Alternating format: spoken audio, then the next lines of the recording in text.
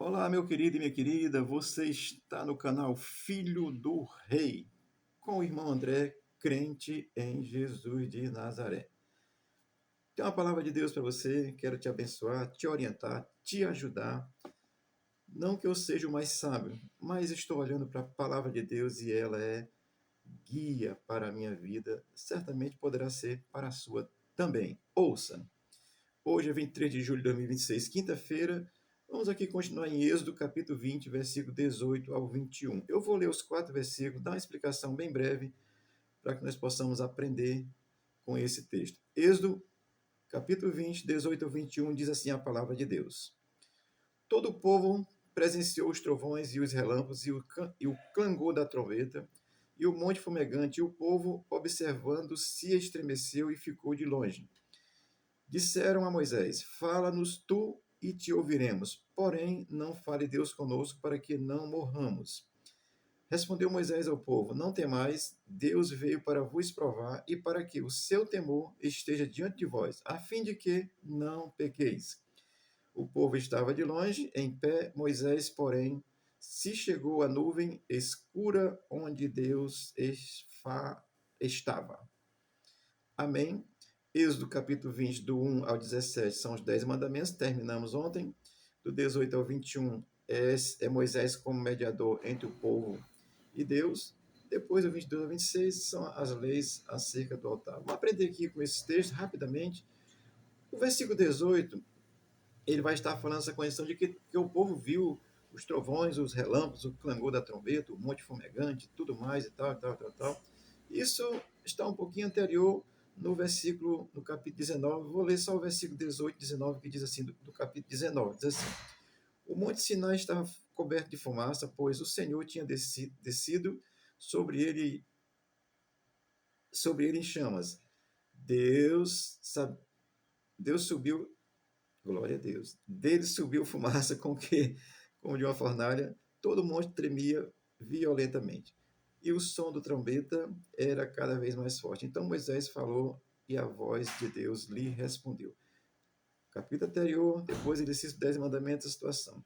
O povo está aqui no versículo 18, não, assustado, não quer subir, está com medo e tal, tudo isso, tá certo? Mas vamos lá no versículo 19. Fala tu conosco. Isso é muito interessante, porque disseram a Moisés: Fala tu conosco, e ele ouviram, porém, não fale Deus conosco, para que não morramos. Essa condição de fala tu conosco, isso é muito interessante, porque ela é a atitude daqueles que não têm uma fé convicta. Eles precisam que alguém diga, eles precisam que alguém lhe direcione. Eu vou dizer daqueles que não são convertidos, trazendo isso para os dias de hoje, daqueles que não têm uma fé exclusiva em Deus. Moisés era intermediador, estava ali e tal, tudo bem, um homem levantado por Deus para tirar o povo do cativeiro, mas eu quero que você pense isso, porque isso é importante, porque fala-nos tu, ou seja, isso é a condição daqueles que não são convertidos, precisa de alguém estar lhe dizendo, olha, isso é muito perigoso. Mas também vou dizer que, nesse sentido, Jesus Cristo, ele é o nosso mediador. A sua obra redentora na cruz do Calvário, ele é o nosso único mediador entre Deus e os seres humanos. Já sabemos disso. Naquele contexto, Moisés estava ali e o povo disse: Fala-nos tu. Eu estou lhe dizendo que isso é uma dependência dos outros. Você não estou desrespeitando os líderes. Eu sou pastor, lidero pessoas aqui, mas aqui eu ensino as pessoas a pensarem para que elas aprendam pela palavra, porque quando fala tu conosco, isso é uma dependência, uma autodependência, isso é muito arriscado, você precisa, porque você tem cabeça para pensar, tá certo? Não é só para separar as ovelhas, não. E vou dizer assim, e te ouviremos. Isso significa que nós queremos um mediador. Opa, não queremos. Não, fala tu aí, o que tu falar para nós está bom. Olha, isso é muito arriscado. Quer um mediador, quer um sacerdote, quer um guia, quer um guru, quer pessoa que lhe ensine, né? E muitas vezes, irmão, vai ensinar coisas carnais, filosóficas, é, ganhar dinheiro com Jesus, mentir, fazer um bocado de coisa, menos ensinar a palavra como ela deve ser. Estou dizendo que isso é muito arriscado para você e eu quero trazer essa informação. Olha, é, e te ouviremos essas coisas filosóficas de loucura, tal, tudo sei o quê, muitas coisas, aí já essas coisas de rolar pelo chão, essa loucura que faz por aí, um monte de loucura que você vê por aí, isso pode ser tudo, menos fé exclusiva em Deus e comunhão com Deus. Porque a comunhão com Deus dá uma vida centrada, querido. Você sabe o que está acontecendo, o que está fazendo. Amém? Quero aqui dar um destaque, porque esses guias espirituais não convertidos a Cristo, eles vão fazer tudo, menos te colocar em comunhão com Deus. Pode ter certeza disso. Tenha cuidado, verifique se aquilo que estão lhe dizendo está de acordo com as Escrituras, se vai ali de acordo com a Escritura Sagrada, se é aquilo que está registrado onde é que está isso. Procure saber, porque essa dependência, claro que eu vou dizer aqui, Moisés é assim, um tipo de Cristo que viria no futuro, ele falou com seriedade, mas olha, estou dizendo que é muito arriscado, tenha cuidado com isso. O versículo 20 vai dizer assim: Respondeu Moisés ao povo: Não temais, Deus veio para vos provar e para que o seu temor esteja diante de vós, a fim de que não pequeis. Olha, Moisés, um líder responsável. No versículo 20, ele dá as coordenadas, a razão pela qual aquilo está acontecendo, tá certo? E a primeira coisa que ele vai dizer é: Não temeis. Olha, ou seja, não tenha medo de Deus.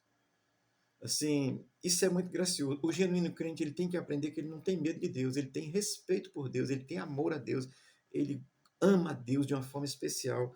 Mas eu vou dizer para você, nesse mundão por aí afora, as pessoas lhe ensinam a ter medo de Deus, ficar com medo, às vezes ter medo do líder.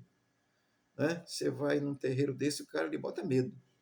Você vai num canto desse, ele lhe prende pelo medo. Você vai num canto aí dessas macumbas evangélicas, o cara lhe prende pelo medo, mas não lhe esclarece a palavra de Deus. Tenha cuidado. Primeira coisa que Moisés vai dizer aqui, o monte está fumegando, o negócio está acontecendo, mas ele diz, não tem mais, ou seja, não tenham medo de Deus. Amém? E depois ele vai assim, Deus veio para vos provar. Fala uma verdade. Olha, o cristianismo progressista diz que esse Deus que prova é um Deus muito mau, mas é porque ele nega o Deus que corrige, que é pai. Quem é pai corrige, tá certo? O pai que não corrige, ele está deixando o filho ir para o buraco, porque ele não está ensinando. E aí eu estou lhe dizendo assim, porque existe um evangelho aí que não aceita correção. Ah, eu faço o que eu quero, Jesus é bom, eu posso fazer o que eu quero. Não aceita ser corrigido. Isso tenha cuidado, tá certo? Porque Deus veio para vos provar. E ele diz, olha, não tema a Deus, mas ele veio para vos provar. O que vocês estão vendo é uma ação de Deus. Portanto, aqui está uma das finalidades de Deus, que é para que nós possamos temê-los, assim, no sentido de obedecê-lo. Ah, Deus é mau? Não. Mas você precisa entender que Ele é Deus, Criador dos céus e da terra, enviou Jesus para salvar aquele que crê, e você precisa ter essa compreensão, não temê-lo, mas entender que você deve amá-lo e respeitá-lo. Amém? Então, uma das finalidades que Deus nos prova é para que realmente nós possamos obedecê-lo. Amém? Tem gente que só obedece na peia. Por isso que tem esse dito aí entre os evangélicos, né? Ou vem pelo amor, ou vem pela dor. Mas olha, Deus prova a quem ele ama, tá certo? E aí o versículo 20 vai dizer assim, a fim de que não pequeis. Olha, mesmo quando Deus prova, quando Deus dá ali um puxão de orelha, ele está querendo que eu e você, quando eu digo você, eu estou dizendo eu, primeiro eu, que já li isso aqui, refleti, pensei, eu digo coisa gloriosa. A finalidade é essa, esse temor a Deus é a fim de que eu não peque. Por quê? Não é medo de Deus, mas olha, tem coisa que é boa, e é boa mesmo, mas eu não faço por respeito a Deus, no sentido de temer a Deus, no sentido de respeitar, amá-lo e ter esse respeito por ele, tá certo? Olha, isso é gracioso, porque isso é a vontade primária de Deus, é para que seus filhos não pequem, simples assim.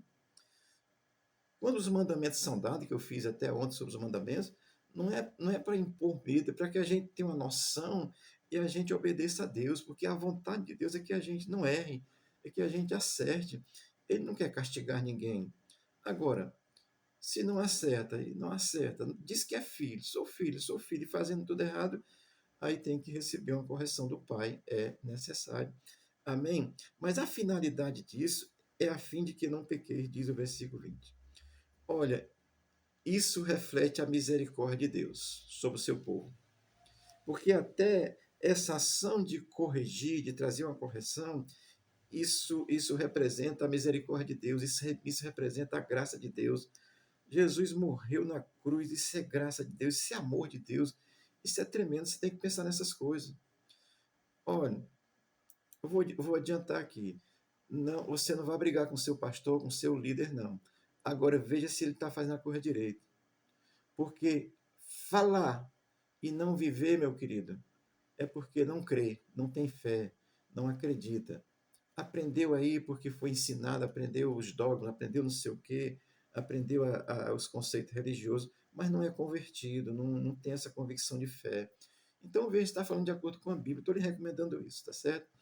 O versículo 21 desses 4 versículos, onde vai estar destacado esse Moisés como esse orientador, mediador do povo, naquele contexto entre o povo e Deus, vai terminar dizendo assim: o povo estava de longe em pé, Moisés, porém, se achegou à nuvem escura onde Deus estava.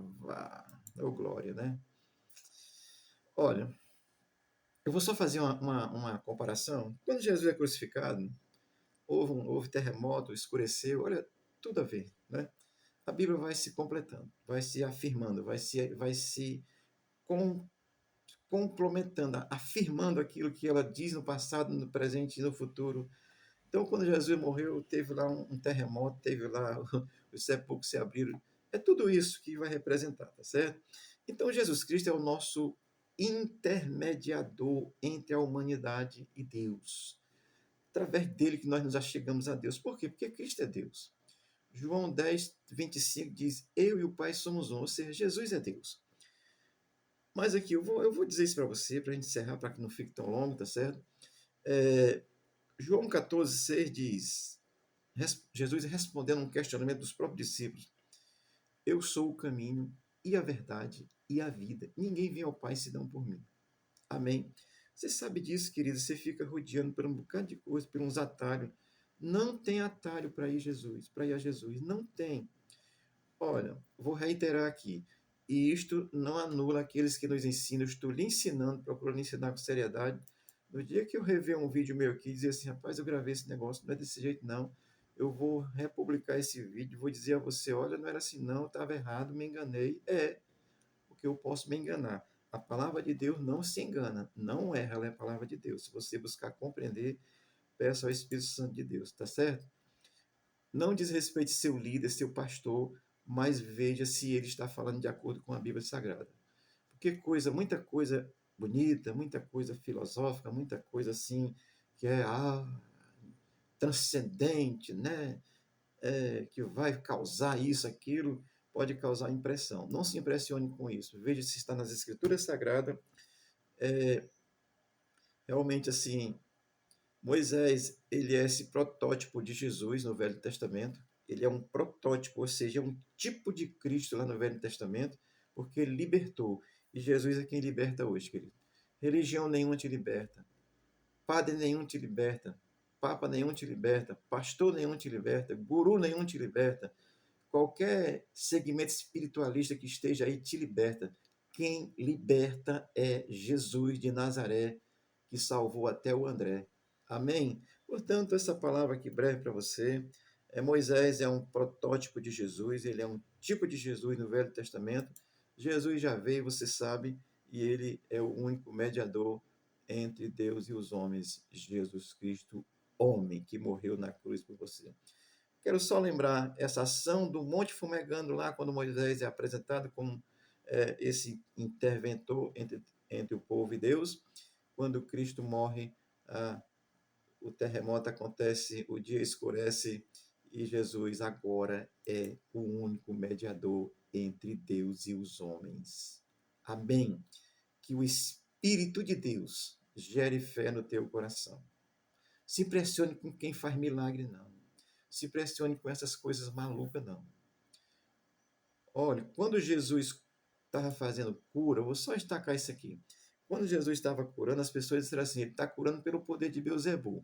Beelzebul é uma personificação do Satanás. Então, o Satanás cura, tá certo? Agora, graça, salvação, vida eterna, só através do mediador libertação plena só através do mediador Jesus Cristo, o Senhor daquele que crê. Deus te abençoe e te guarde. Deus abençoe a nossa nação. Em nome de Jesus. Amém.